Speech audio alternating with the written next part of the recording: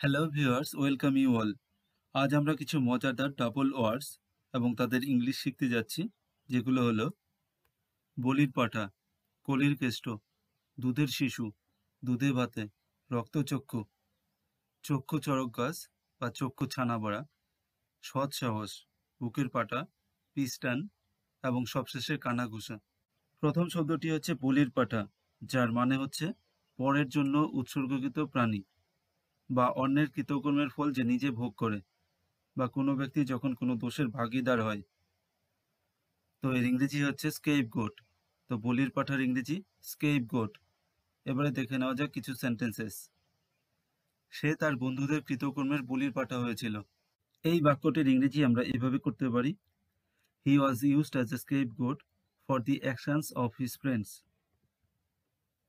এই মামলায় একজনই বলির পাঠা, আর বাকি সব অপরাধী সাধু হয়ে গেল। এর ইংরেজি, in this case only one person became the scapegoat and all the other criminals became saints. জননেতাদের অপকর্মের বলির পাঠা হয় সাধারণ মানুষ। এর ইংরেজি হবে, common people are the scapegoats for the misdeeds of the public leaders. যে পুরুষ অনেক নারীর হৃদয় জয় করতে পারে ছলে বা কায়দা করে, তাকে বলা হয় কলির কেষ্ট, যার ইংরেজি হচ্ছে লেডি কিলার। আবার এমনও বলতে পারি, যে পুরুষ নারীদের সাথে নানানভাবে সম্পর্কে লিপ্ত হতে পারে। এই লোকটা আসলে একজন কুলির কেষ্ট, তার বিরুদ্ধে শতাধিক ঘটনা পাওয়া গেছে। এর ইংরেজি আমরা এইভাবে বলবো, this man is really a lady killer, more than hundreds of cases have been found against him. এই পরিচালক বলিউডের কুলিকেষ্ট নামে খ্যাত। এর ইংরেজি হবে, this director is known as the lady killer of Bollywood. কলির কেষ্টরা অবশ্যই আত্মবিশ্বাসী, বাকপটু এবং চরিত্রহীন হয়। এর ইংরেজি, লেডি কিলার্স আর definitely confident, eloquent and characterless. এবারের শব্দটি হচ্ছে দুধের শিশু, অর্থাৎ যে শিশু মায়ের দুধ খায়, যার ইংরেজি হচ্ছে সাকলিং বেবি বা সাকলিং। আবার এমন হতে পারে যে কোনো কাজ ঠিকঠাক করতে পারে না বা ভালো করে করতে পারে না, তার ইংরেজি হবে ইনকম্পিটেন্ট। উদাহরণস্বরূপ, দুধের শিশুরা সবসময় তাদের মাকে খোঁজে। এর ইংরেজি আমরা এইভাবে বলবো, suckling babies always search for their mother. এটা তোমার কাজ নয়, এই কাজে তুমি এখনো দুধের শিশু। এর ইংরেজি আমরা এভাবে বলবো, it is not your work, you are still a suckling baby in this work. আবার এভাবে বলতে পারি, it's not your job, you still don't deserve it. বা এভাবে বলা যায়, it's not your job, you are incompetent to do this work. অবশেষে দুধের শিশু মায়ের কোলে ফিরে গেল। এর ইংরেজি আমরা এভাবে বলবো, finally the suckling baby return to his mother's lap. এবারে দেখে নেব দুধে ভাতে এর ইংরেজি। এর ইংরেজি হবে লিভ ইন অ্যাফ্লুয়েন্স, অর্থাৎ সুখে সমৃদ্ধিতে থাকা, বা হ্যাপি অ্যান্ড প্রসপারাস, সুখ শান্তিতে থাকা। আমার সন্তান যেন থাকে দুধে ভাতে, এই বাক্যটির ইংরেজি হবে may my child live in affluence. বা এমন করে হতে পারে, may my child be happy and prosperous. আবার এমন করে হতে পারে, I want my child to lead an easy and happy life. সে অনেক ধনী এবং তাই সে তার জীবন দুধে ভাতে কাটাচ্ছে। এর ইংরেজি আমরা এইভাবে করতে পারি, he is so wealthy and so he is spending his life in affluence. বাঙালিরা একসময় দুধে ভাতে জীবন কাটাতো, আর এখন কঠোর পরিশ্রমে জীবন কাটায়। এর ইংরেজি হবে, Bengali people once lived in affluence and now spend their lives in hard work. এবারে শব্দটি হচ্ছে রক্তচক্ষু, যার মানে হচ্ছে চোখ লাল করা বা ভয় দেখানো বা রাগ দেখানো। তো এর ইংরেজি হবে ব্লাডশট আইস বা ফিউরিয়াস বিহেভিয়ার। আমরা কারো রক্তচক্ষু মেনে নেব না। এর ইংরেজি আমরা এভাবে বলবো, we will not accept anyone's bloodshot eyes. আবার এভাবে বলতে পারি, we will not accept anyone's furious behaviour. সে যদি রক্তচক্ষু দেখায় তাহলে পরিণতি ভালো হবে না। এই বাক্যটির ইংরেজি আমরা এভাবে বলবো, if he shows bloodshot eyes then the result will not be good. আবার এভাবে বলতে পারি, if he shows bad temper then the result will not be good.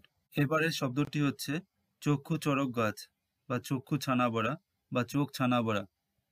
এর ইংরেজি হবে আইস ওয়াইডেন উইথ ওয়ান্ডার বা বি অ্যামেজড।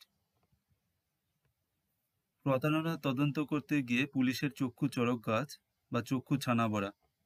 এর ইংরেজি হবে while investigating the fraud the police were amazed. Parcel খুলতে তাদের চক্ষু ছানা বড়া, ভেতর থেকে বেরিয়ে এলো কচ্ছপ। এর ইংরেজি হবে when they opened the parcel their eyes widened with wonder, tortoises came out from inside. দোকান খোলার সময় তার চক্ষু চড়ক গাছ, একটা সাপ ফনা তুলে বেরিয়ে এসেছিল। এর ইংরেজি হবে while opening the shop his eyes were wide open with wonder, a snake came with its hood. সৎ সাহস, এর ইংরেজি হচ্ছে অনেস্ট কারেজ। অনেস্ট কারেজ, তার কাজটি করার সৎ সাহস আছে। এর ইংরেজি হবে he has the honest courage to do the work.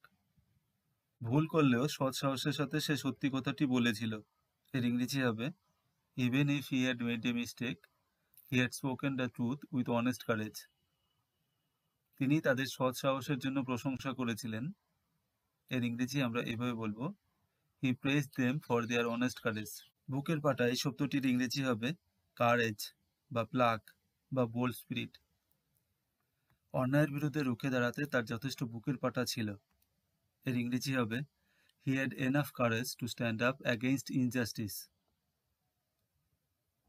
আপনি আপনার বসের সামনে দাঁড়াতে যথেষ্ট বুকের পাটা দেখিয়েছিলেন। এর ইংরেজি হবে you had shown a lot of pluck in standing up to your boss. তুমি যদি তোমার প্রতিপক্ষের বিরুদ্ধে বুকের পাটা নিয়ে লড়াই করো তবেই তুমি বিজয় পাবে। এর ইংরেজি হবে if you fight against your opponents with a bold spirit or brave attitude you will get victory. পিছু টান বা পিস টান, যার ইংরেজি হবে bond of affection. Bond of affection, পরিবারের প্রতি তার কোনো পিস টান নেই। এর ইংরেজি হবে he has no bond of affection towards his family. কারও এত পিস টান থাকলে সে কি করে শান্তিতে থাকতে পারে। এর ইংরেজি হবে if someone has so much bond of affection how can he live peacefully. পরিবারের প্রধানদের পিস্টানের কারণে পরিবার ব্যবস্থা টিকে থাকে। এর ইংরেজি হবে the family system exists because of the deep bond of affection of the heads of the family. এখানকার শেষ শব্দটি হচ্ছে কানাঘুষা, যার ইংরেজি হচ্ছে হুইসপারিং বা রিউমার। তিনি অবিলম্বে দল ছাড়ছেন বলে কানাঘুষা রয়েছে। এর ইংরেজি হবে there is a rumour that he is leaving the party immediately. জনসমাবেশে কানাঘুষা বা ফিসফিস করা উচিত নয়। এর ইংরেজি হবে whispering should not be done in public gatherings. অকারণে কানাঘুষা করা খুব খারাপ। এর ইংরেজি হবে it is so bad to whisper for no reason. মানুষ কানাঘুষা করছে যে সে এই চুরি করেছে। এর ইংরেজি হবে people are whispering that he has committed this theft. পরবর্তীতে এমন আরও অনেক দ্বৈত শব্দ জানতে এবং তাদের ইংরেজি জানতে এই চ্যানেলটিকে অবশ্যই ফলো করো। Thanks for watching, have a great day.